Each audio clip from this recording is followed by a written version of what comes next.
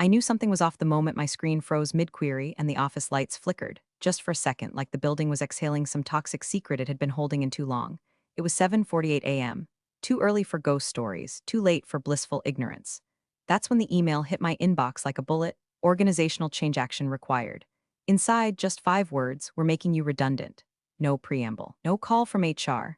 No thank you for 17 years of flawless reports, midnight server patches, or eating crow in meetings while Craig smirked like he coded a single goddamn line. Just a bullet point list of next steps, like I was being offboarded from a cruise I never agreed to board in the first place. I stared at the screen, clicked it closed, reopened it. Still the same, impersonal font, empty tone. And that smiley face Craig had the balls to post in our team Slack 30 minutes later. New beginnings. Proud of the team flexed biceps. If you're wondering what it feels like to be erased by a man who once asked how to copy-paste in Excel, imagine spending nearly 2 decades scrubbing rust off a sinking ship while your captain doodles sea monsters on the whiteboard and then fires you for getting wet. But hold up, before we get into blood, spreadsheets, and poetic revenge, if you're one of the 97% of folks who listen to these stories but haven't hit subscribe yet, now's the time. It costs you nothing, but it seriously motivates the team that crafts these chaos-drenched tales. Plus, Craig hates community building. So, bonus. Anyway, back to the apocalypse in my inbox. I didn't even feel rage at first. That came later, like the aftertaste of a burned hot pocket. What I felt was emptied out, like I'd just watched my house burn down but could still smell the dog shampoo in the air. I had poured everything into this job, not because I loved it, hell no, but because after the divorce, after Mark left with his CrossFit coach and our retirement savings, I needed something that still ran on logic. Data was clean, predictable, honest, unlike Craig. Craig was the kind of guy who called his PowerPoint presentations narratives and took half days every Friday to align his energy. He wore noise-canceling headphones to avoid conversations, but never missed a chance to loop himself into my wins. When my cost analysis tool slashed department expenses by 18% last year, he presented it at the Q2 board meeting as our innovative metrics harmonization initiative. He even got a bonus. I got a stale bagel from the break room, but I didn't leave. Not because I didn't want to, I fantasized about it all the time. Standing up mid-meeting saying, actually, Craig, those weren't your numbers. And no, your leadership style isn't inspiring. It's just lazy with a good skincare routine. But life had other plans. Divorce drained me, the mortgage was climbing, and my son needed braces, so I stayed. I endured. Until now. Now I was fired by email. With no warning, no acknowledgement. Just Craig's digital knife in my back and the cold silence of a Monday morning. I refreshed the page. Access revoked. My login credentials dead, my badge already locked out of the building. The IT guy even messaged me privately, sorry, Dana. Craig told us to pull access immediately. I don't agree with this. I didn't reply. What was there to say? Instead, I opened my laptop at home, logged into the secure backup I'd built years ago, the one only I knew about. Not out of paranoia, out of necessity. Because when you work under a guy like Craig, you don't trust the official reports. You build your own. I'd quietly maintained a shadow dashboard for internal QA, a little insurance policy. Every discrepancy, every fudged number, every consultant payment Craig claimed was strategic spend but was really just a buddy from college, logged, time-stamped, version-controlled, and encrypted. And it was all still there, untouched, unseen, waiting. He had no idea. No idea that the system he pitched as his own was never fully transferred to his login, that certain admin-level views required a biometric two-factor tied to my personal key, that the data he built his little sandcastle of lies on had a silent observer in the shadows. Me. So I brewed a pot of coffee, poured it into my world's okayest analyst mug, and leaned back in my chair. Let the games begin. I always figured if they were going to cut me loose, it'd come with at least a 10-minute Zoom call and a bullshit sandwich. Dana, your work has been so valuable, but unfortunately we're restructuring. Cue some fake tears and maybe a $50 Amazon gift card. Instead, I got an email. 5 words. We're making you redundant. No subject line clarification. No name, just a digital slap, followed by a link labeled Separation Logistics. I clicked, shouldn't have. It read like a toaster manual written by a sociopath. Submit all company devices by EOD. Refrain from accessing systems beyond 11 o'clock a.m. Legal has been notified. Final paycheck will be processed under statutory minimum. That was it. 17 years condensed into 4 cold bullet points. I'd seen phishing scams with more warmth. By 10:23 a.m., my badge stopped working. Not even a beep when I tried to enter the back stairwell. I stood there, holding a cup of half-melted office ice, staring at the red light like it might blink into apology. It didn't. Security came over, eyebrows tilted. Can I help you? I almost laughed. Help me? Unless you got a time machine and a spine transplant for Craig, no, buddy, you cannot help me. They asked for my laptop. I handed it over, cords and all. Still warm from this morning's reports. No ceremony, no thank you, just the silent burial of everything I had built quietly, correctly, relentlessly for nearly 2 decades. Then came the Slack message. Craig, appreciate all the hard work during this transition team. Flexed biceps excited for what's next. He had to know I was still on the thread, still had Slack mobile access, still reading his digital confetti aftertaste like it wasn't a neon sign saying, I finally got rid of her. No personal message, no direct reply, just that got him flexing emoji. I stared at it for so long my screen dimmed, and that's when the numbness cracked. Something cold stirred in me. Not rage, rage was what they expected. A woman in her 40s screaming in HR, slamming doors, writing long Facebook posts about toxic leadership. No, this was different. Sharper, quieter, like a scalpel behind the curtain. I opened a folder on my home desktop labeled Archive B. Inside were backups, years of backups, not company secrets, nothing illegal, just receipts. Like the dashboard Craig had insisted was too messy for execs. The one I'd cleaned, curated, made bulletproof, and kept my own QA instance of. Hidden in plain sight, tucked behind a two-step login they never noticed. It contained the real numbers, the ones Craig hadn't shown. The ones that painted a less flattering picture of his cost optimizations and vendor pivots. The ones I'd triple-checked, time-stamped, and quietly mirrored every quarter. At the time, I'd told myself it was just smart practice. Now I saw it for what it was, the truth, gift-wrapped for vengeance. And then came the cherry on top. I got a calendar invite from HR titled Exit Interview Prep Optional. Optional. Craig didn't even have the guts to attend it. Left it to someone from Talent Ops who once sent a company-wide poll asking if smiling more could boost Q4 morale. By 2:15 p.m., my inbox was gone. My work profile on the intranet replaced by a 404-page. By 2:45, my name was missing from the org chart. By 3 o'clock, Craig was already posting about bold leadership decisions on LinkedIn. Got 212 likes. I closed my laptop. I didn't cry. I didn't scream. I sat on my couch, stared out the window at the gas station across the street, and let the silence wrap around me like a body bag. 17 years gone in 6 hours. But while they buried me like a broken fax machine, they forgot to check if I was still breathing. They told me to let it go. Lori from procurement called the next morning, voice all soft and broken like someone had died. Maybe someone had. Dana, honey, don't let this eat you alive. You gave them your best years. Walk away with your dignity. My cousin texted, corporate's a meat grinder. Don't get chewed up. Come visit. We'll get drunk and scream at old game shows. Even my son, bless his sweet teenage indifference, muttered from behind his gaming headset, kinda sounds like that job sucked anyway. I smiled at all of them. Lied through my teeth, said I'd delete the work emails and focus on healing. But healing wasn't what I felt. Healing wasn't what stirred me awake at 3:12 a.m., heart beating like a trapped wasp, mind chewing on numbers like they were cud. What I felt was unfinished, like I'd just been thrown out of a movie 20 minutes before the climax, so I did what I always did when the world made no sense. I went to the numbers. I fired up my personal laptop and logged into the old mirror system I'd built years back, a sandboxed QA environment with root-level access, designed during a week-long stretch of insomnia and boredom. Not officially sanctioned, not technically illegal, just unadvertised. The real-time dashboards flickered to life like they were glad to see me again. I cross-referenced Craig's last 2 quarterly decks, the ones he'd given to the board, with the raw data pulled from ops, billing, and logistics. And almost immediately, I felt my stomach drop like an elevator cable just snapped. Inflated KPIs, vendor names that didn't match approved contracts, revenue smoothing that reeked of desperation. It wasn't just creative formatting, it was fiction in a suit. On slide 12 of his Q3 deck, he claimed a 12% increase in client retention uplift. My actual report showed a 4.2% drop. Slide 17 showed vendor savings of $240K. I traced the numbers back to a contract with Agile Synergy Solutions that Craig had approved solo, a markup of 180% over the previous vendor. I double-checked, triple-checked. Every number screamed fraud dressed as finesse. That's when I remembered the invisible thread. A tool I'd built so long ago, almost forgot it existed. The admin-level analytics panel tucked behind a dummy URL requiring my biometric key. Back then, it was just a quality check system, a way to see the real guts of our ops before Craig massaged them for upper management. But now, it was a Rosetta Stone. I opened it. It was all still there, untouched, pure. Every log, every timestamp, every deviation between what Craig showed the board and what the system actually reported. I could disappear quietly, change my LinkedIn status to exploring new opportunities, spend afternoons baking banana bread and pretending I didn't care, post vague, cryptic quotes about new chapters and rising like a phoenix. Or I could light a match. There was a tickle at the base of my skull, part instinct, part vindication. I'd been loyal, too loyal.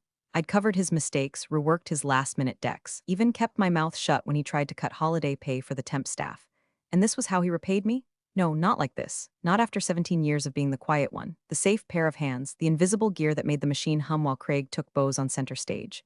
I stared at the blinking cursor in a new email draft. The recipient field was empty. The subject line read, Q3 dashboard full access link. I hovered, closed the laptop. Not yet, not until I had every piece in place. The truth wasn't just in the numbers, it was in the silence between them. And if Craig thought he buried me under a bland exit memo, he was about to learn something beautiful and terrible. I built the foundation he stood on, and now I was taking my name off the blueprints. The clock on my kitchen stove blinked 5:47 a.m. in that smug green glow, like it knew something I didn't. I hadn't slept. Just paced. Brewed decaf I didn't drink, and stared at the wall like it might offer up a better plan than the one forming in my head. But no better plan came. Only the plan. At 6:03 I logged in. Not through the front door, they'd shut that one. I came in through the crawl space I'd built years ago, tucked under layers of admin logic and forgotten subdomains. A dev access shell left untouched because no one else ever bothered to ask what /verifyops sync did. What it did was open everything. Internal dashboards, raw data logs, daily anomaly flags, cost center overrides, API event pings. It was all there, humming like a quiet engine behind the polished reports Craig spoon-fed to the board. My credentials were still active. Probably just an oversight, but who was I to waste a good miracle? I started downloading. Not in some reckless steal everything kind of way. I wasn't looking to go out in flames. This was insurance. Precision, surgical backup, a curated folder of facts, not feelings, clean Q3 data raw KPIs side by side with Craig's version Slack audit trail showing blocked access requests, vendor payout logs. Craig accidentally misreported. I zipped the folder, encrypted it, uploaded to a locked drive, created a read-only dashboard link with restricted view permissions, just enough to expose the rot without giving anyone a chance to panic and delete evidence. Then I opened Outlook, drafted a new message. To CEO, CFO, board chair, audit committee, and every board member I'd seen on the last org chart. Subject, Q3 integrity review. I sat there for a second. No introduction. No preamble. No long goodbye. In the body, I typed 2 words, check attachments. Then I inserted the link. Attached the backup doc for context. Then I did one last thing. I scheduled the send. Delivery, today, 9:00 a.m. Same time as the quarterly board meeting Craig had been foaming at the mouth about for weeks. The one where he'd planned to unveil his Q3 miracle metrics. I'd watched him rehearse it once through the glass of the executive lounge, gesturing with his hands like he was conducting a damn orchestra. He had no idea that the notes he was playing came from my sheet music. And in 1 hour, the board was going to hear what the symphony really sounded like, screeching violins and all. I leaned back in my chair and stared at the screen. It felt nothing like revenge porn. No rush, no dopamine blast, just stillness. Clinical, cold, like loading a gun you built yourself. Knowing exactly what caliber it fires, what sound it makes, and where it's pointed. I didn't even flinch when my access expired at 6:58 a.m. I just closed the laptop, sipped the now cold coffee, and whispered to no one in particular, let the numbers speak. Jasmine had only been there 3 months, but her heels already echoed with purpose down the glass hallways. While Craig flexed his buzzwords and leaned into strategic alignment, Jasmine sat in meetings with the expression of a woman measuring coffins. She didn't smile much, didn't post #blessed to be here on LinkedIn. She read everything, asked surgical questions. The kind that made men like Craig suddenly forget what operational synergy meant. I'd noticed her the few times our paths crossed, once at the elevator, another during a budgeting stand-up, where she politely annihilated a forecast Craig had inflated by rounding favorable. He'd blushed like a child caught cheating with a calculator. Weeks before my exit, Jasmine had requested direct access to my raw dashboards. Not through Craig, not through a filtered deck, direct. She CC'd me on the request and included words like audit continuity and baseline clarity. I'd started drafting a response when Craig intercepted it and replied with that special brand of vague arrogance. No need to burden Dana. My team has the latest data snapshots for review. That was the moment I knew he feared her. So when my scheduled email fired into the boardroom that morning, 8:59 a.m. on the dot, it landed like a pin in a cathedral. Check attachments. Jasmine saw it first. Mid-sip of her black coffee, reviewing her own deck when the Outlook ping vibrated under her palm. She clicked, leaned in, and didn't move for a solid 30 seconds. The link opened in a private browser tab. No password needed, just a time-triggered authentication key to my archived credentials. And there it was. The dashboard Craig had buried for over a year. The real dashboard. Her eyes scanned line by line, burn rate variances, vendor bloat, churn misclassification, HR shadow payments labeled transitional equity. It read like a quiet confession. She didn't call attention to it, didn't blow a whistle. Jasmine wasn't that kind of executive. Instead, she turned her head slowly, locked eyes with the CEO across the polished obsidian table, and gave the tiniest nod, just enough to say, "Look at this." He paused mid-slide. Craig was still talking, still flexing graphs, his voice high with that faux humility tone. We're proud of these numbers, truly a team effort. The CEO picked up his iPad. Jasmine whispered something, brief and low. Craig kept talking, but his tempo shifted, like he felt the temperature drop and didn't know why. I wasn't in the room, but I imagine it like a slow leak in a pressurized cabin. Nothing explosive, just a tightening, a shared inhale. Meanwhile, I sat in my car in the Target parking lot, idling with an old Taylor Swift song playing low. My inbox was empty. My phone was quiet, but something buzzed deep in my chest. It wasn't victory. Not yet. It was the feeling of being seen, not applauded, not hugged, just recognized. Jasmine hadn't said my name. She didn't have to. By opening that link, by showing it to the one man Craig couldn't spin, she'd answered a question I didn't know I'd been asking for years. Was I ever going to matter to someone who mattered? In that moment, quietly, without ceremony, the answer was yes. A woman I barely knew had read my work, trusted it, used it. And for the first time in a very long time, I didn't feel invisible. The boardroom was temperature-controlled, light-drenched, and always smelled faintly of eucalyptus. It was the kind of room where consequences usually came in the form of pivot decks and polite suggestions. But not today. Today, the walls watched. Craig was in rare form, laser pointer in hand, pacing like a man who'd just cracked the code to corporate salvation. His voice hit that syrupy register he reserved for high-stakes spin, and as you'll see on slide 19, our churn rate continues to decline due to proactive client engagement, special thanks to the ops team. A bold lie, considering he'd laid off half of ops last month. The CEO sat quietly, flipping through the provided deck. Jasmine, arms crossed, remained still. On her tablet, Dana's dashboard was open in full view, crosstabs, filters, audit trail logs glowing like coals. She didn't even glance at Craig. He reached slide 23. Vendor spend. You'll notice the yo-y drop in consulting costs. We've consolidated 3 contracts into one efficiency-first provider model. That's when Jasmine cleared her throat, just once.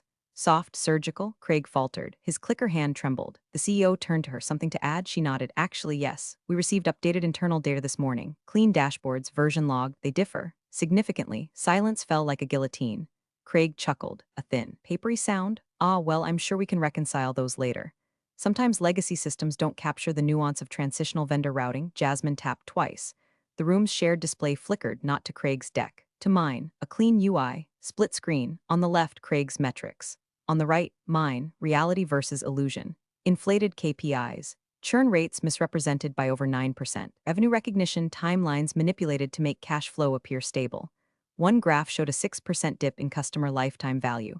Craig's version had marked it as a 4% rise. And the consultant contracts? The merged efficiency-first model turned out to be 3 separate shell vendors, all billed under different LLCs, all tracing back to a firm run by Craig's former roommate. Jasmine clicked open the payment trail. Time-stamped approvals. No oversight signatures. All solo-authorized, all within 90 seconds of each other. The audit committee chair leaned forward. Craig cared to explain why these vendor payments were flagged by the internal dashboard but not disclosed in the board packet? Craig stammered. I wasn't aware Dana's tools were still operational. They weren't compliant with our current reporting standards. She was let go, you'll remember, for Jasmine cut him off. Actually, was the one who requested her access weeks ago. You blocked it, said it was redundant. The CEO raised an eyebrow. Why block transparency, Craig? Look, this is all out of context. Dana had a tendency to over-engineer. Her dashboards were notoriously noisy. That's why I centralized reporting in the first place. Jasmine pulled up a log entry. Metadata created. 2018 last modified. 5 days ago owner. Dana H. accessed only by Dana. No board exposure integrity checks past irrefutable. Immutable. The CEO leaned back. Noisy? Seems surgical to me. Craig's face began to collapse inward. The room turned predator silent. Across town, I sat by the cafe window, stirring cinnamon into a latte. I hadn't paid enough attention to order decaf. I didn't care. I watched the world move, people walking dogs, late buses, a guy fighting with a parking meter. My phone lit up once. News alert about some nonsense in DC, but nothing from the office. And that was the victory. No blowback, no chaos, just the quiet hum of truth finally being louder than spin. I took a sip and let the heat settle behind my teeth. It was the first time in weeks I'd smiled without forcing it. Craig was unraveling. And the numbers, my numbers, were singing. Craig's mask didn't just slip, it shattered. By the time the boardroom lights dimmed back to neutral, his voice had climbed a full octave, and the sweat above his lip had turned from a glisten to a sheen. His carefully rehearsed talking points dissolved into corporate word salad, but the man still had one move left: desperation. That afternoon, less than 2 hours after the dashboard revelation, my phone lit up with an email from a generic legal inbox. The subject line: Notice of potential breach, immediate attention required. I read it in the back booth of a Vietnamese place off 4th, between spoonfuls of PH letter 1 EDF. The letterhead was formal, but the body stunk of Craig. It has come to our attention that former employee Dana H. may have accessed confidential internal systems without authorization and distributed proprietary data in violation of Employment Policy 3.1AO. Craig. He was trying to flip the story. Make me the breach. Make me the noise. Turn what was righteous into rogue. I didn't panic. I didn't even put down my spoon. I forwarded the email to my personal attorney. Well, technically my divorce attorney, but Linda's a beast in heels and doesn't blink around cowards with letterhead. Then I opened my folder labeled Access Logs Verified. Everything I had pulled, reviewed, and exported had been done while my credentials were still fully active. Before revocation, before they scrubbed me from the internet. The timestamps were clear. My access was above board. The data hadn't been hacked, it had been seen. I wasn't rogue, I was meticulous. Meanwhile, Jasmine was already playing chess while Craig was still flinging checkers at the wall. In a follow-up board session that afternoon, when Craig tried to further inflate his security concerns, Jasmine calmly, methodically, and publicly pointed out that she had personally requested access to those same dashboards weeks prior. I was denied, she said flatly, with no justification beyond redundant reporting risk. She clicked a button on her iPad and showed the email thread, Craig's block in all its smug, time-stamped glory. The one where he told her not to worry her pretty little head about internal QA. That one didn't age well. The audit committee chair asked one question. Craig, are you aware these dashboards contained financial discrepancies at the time of your denial? Craig said nothing, just swallowed. Jasmine continued, if I had been granted access to Dana's reporting earlier, these issues would have been caught prior to Q3 presentation. Translation, the deception wasn't just about the data. It was about intent. Craig went silent, not out of humility, out of calculation. The boardroom air turned glacial. Across town, I sat on a park bench, laptop tucked away, just breathing, bracing, sure.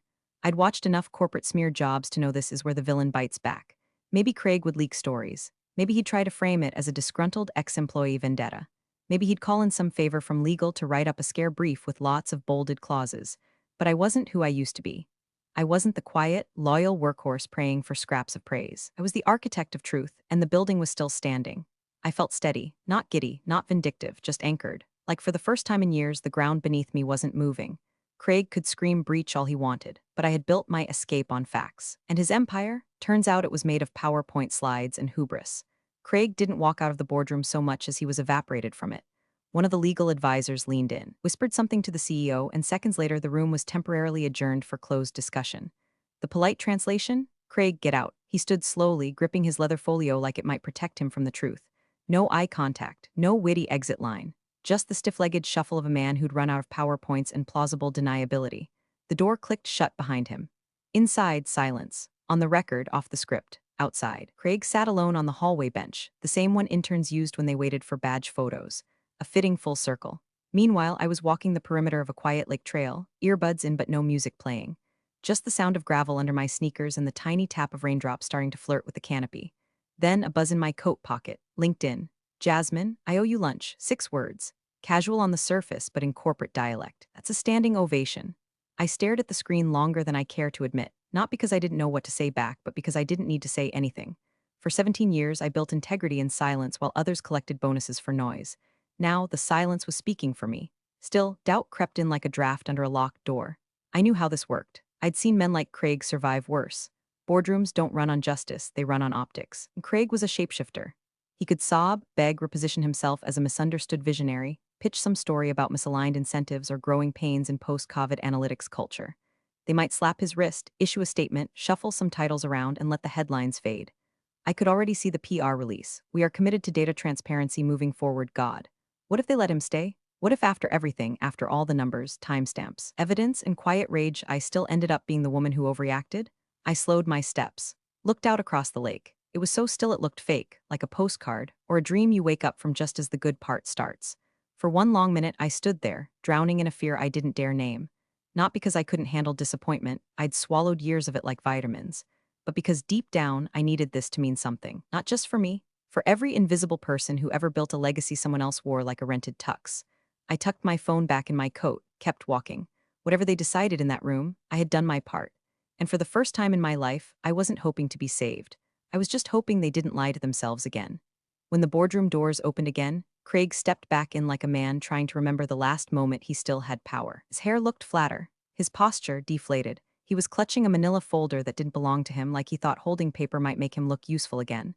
The CEO didn't ask him to sit, didn't gesture, didn't blink. Just looked him in the eye and said, cold and plain, you are finished here. No dramatic pause, no flourish, just a verdict. Final. Legal was already drafting the paperwork. They didn't even pretend it was a negotiation. No golden parachute. No stepping down to pursue new opportunities. Just termination. Immediate, unceremonious.